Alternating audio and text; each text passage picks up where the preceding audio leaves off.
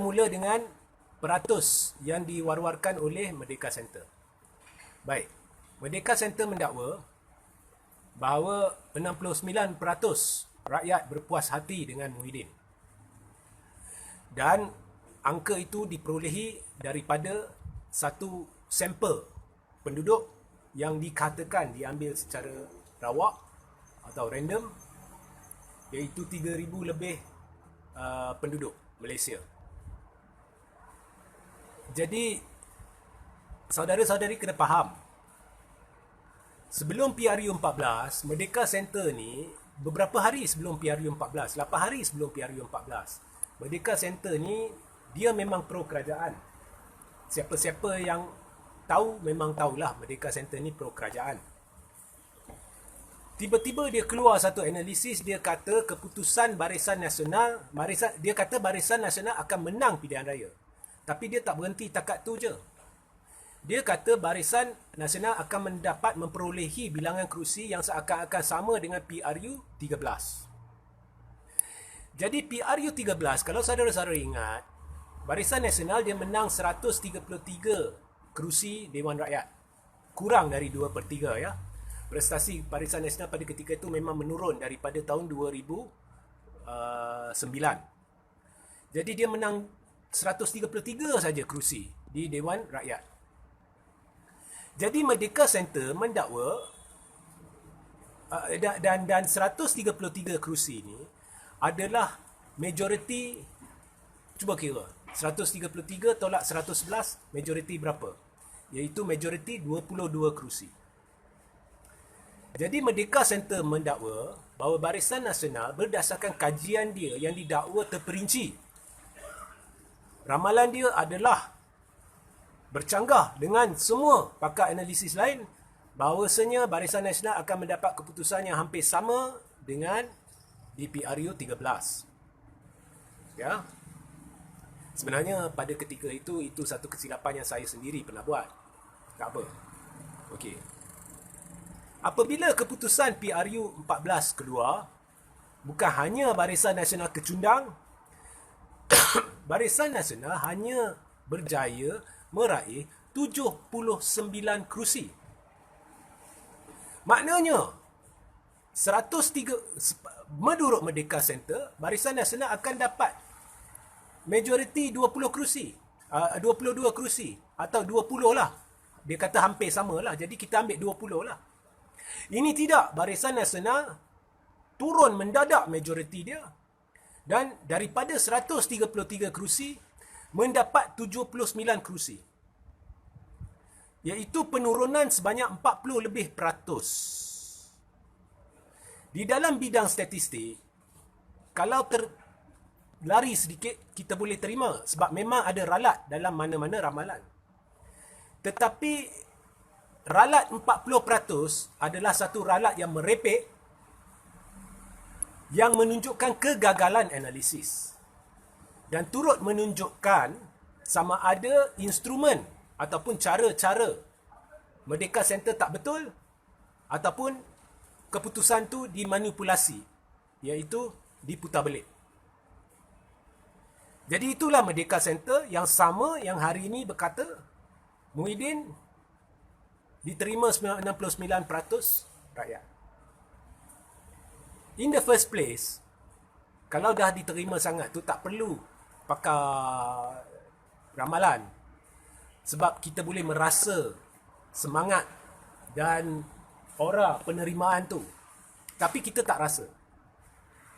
Keduanya, dengan perpecahan undi Melayu Islam yang teruk, okey, di SLIN saya dah buat rungkaian penuh mengapa prestasi UMNO PAS, kita tak boleh kata Barisan Nasional. Kalau kita nak banding, kita kena banding UMNO PAS sebelum dan selepas PRU 14. Jadi kita kena banding UMNO PAS di PRU 14 dan keputusan Barisan Nasional di PRK Slim, yang dengan menggunakan jentera pentadbiran yang begitu hebat, dana yang begitu hebat, seolah-olah bertanding dengan satu parti yang besar, walaupun hanya bertanding dengan 2 calon bebas. Keputusan dia tak meningkat seinci pun. Hanya peningkatan UMNO PAS 630 undi. Dan calon bebas berjaya mengekalkan deposit dia. Semua analisis terperinci itu saya akan letakkan link di bawah dalam 20 minit selepas live ini, anda boleh rujuk, saya tak nak ulang. Jadi, dengan tidak ada peningkatan langsung dan calon bebas boleh dapat 1/3 daripada undi Pakatan Harapan, dalam pada parti dia baru diumumkan dan belum didaftarkan, dalam pada ramai yang tidak keluar undi, itu adalah petanda buruk bagi Muafakat Nasional. Tambah pula perpecahan Melayu Islam disebabkan persengketaan antara UMNO dan PAS dalam banyak aspek. Contohnya agihan kerusi di Terengganu, Kedah. Kemudian PAS nak masuk Perikatan Nasional, malah dia masuk dan dia daftarkan Perikatan Nasional dengan PPBM. UMNO pula tak nak, PAS tak beritahu UMNO. Kemudian bila UMNO buat pendedahan, dia tidak ingin jadi sebahagian daripada Perikatan Nasional secara rasmi. Dia tak wujud PAS. Kemudian PPBM tersasar daripada landasan, daripada mandat. Kemudian PPBM bersekongkol dengan Najib yang merupakan sebab utama PPBM ditubuhkan. Ramai akar umbi tak yakin. Dan bila saya beritahu dulu, orang kata saya reka cerita. Hari ini hampir 80% pemimpin bahagian, cawangan, akar umbi semua dah keluar PPBM. PPBM dah hancur berkecai. Dengan kemudian pengagihan jawatan-jawatan ke agensi kerajaan, GLC dalam kadar tertinggi di negara, agihan kepada ahli parlimen. Banyak sebab nak huraikan di sini. Dan saya dah huraikan dalam satu artikel, saya akan letak link di bawah, anda boleh rujuk huraian saya. 12 sebab undi Melayu Islam berpecah teruk. Kemudian PPBM masuk ke dalam Muafakat Nasional, tiba-tiba buka keahlian kepada bukan Muslim, sekaligus menyebabkan Muafakat Nasional menjadi satu bahan lawak. Kerana asasnya adalah perjuangan Melayu Islam ke arah penyatuan ummah. Tiba-tiba PPBM buat begitu. Kemudian hari ini UMNO boykot Konvensyen Perikatan Nasional. Kemudian UMNO beri warning kepada Perikatan Nasional, kepada Muhyiddin, kepada PPBM. Amaran, jangan main-main dengan UMNO, pelekeh PPBM. Pecah, berceramuk. BN, MN dan PN. Dalam suasana itu, dan dengan hakikat bahawa UMNO PAS tidak menunjukkan sebarang peningkatan di dalam sini melawan calon bebas walaupun menggunakan jentera hebat. Dan dengan pendedahan saya bahawa Merdeka Center ni terpincang terus dari ramalan dia di PRU 14 sebanyak lebih 40%.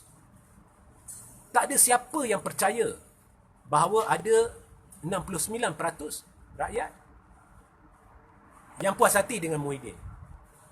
Jadi mesej saya kepada Tan Sri Muhyiddin, rakyat memang nak sangat pilihan raya umum diadakan supaya mandat dikembalikan kepada rakyat. Sebab semua yang berlaku sekarang adalah satu komedi kerajaan. Jadi berikan mandat kepada rakyat. Nasihatkan yang di Pertuan Agong, cadangan saya, bubarkan parlimen segera. Tak payah hantar trooper kata, oh tiba-tiba bila I sebut macam tu, oh COVID, kau kena timbang rasa. Tapi trooper yang sama bila PRK sini saya kata tak perlu buat, PRK Slim tak perlu buat sebab PRU dah dekat. Oh, kita kena buat. Jadi tak payah guna alasan bodoh-bodoh lah. COVID ke apa tak payah. Buang tepi. Sekarang buat PRU. Itu yang rakyat nak.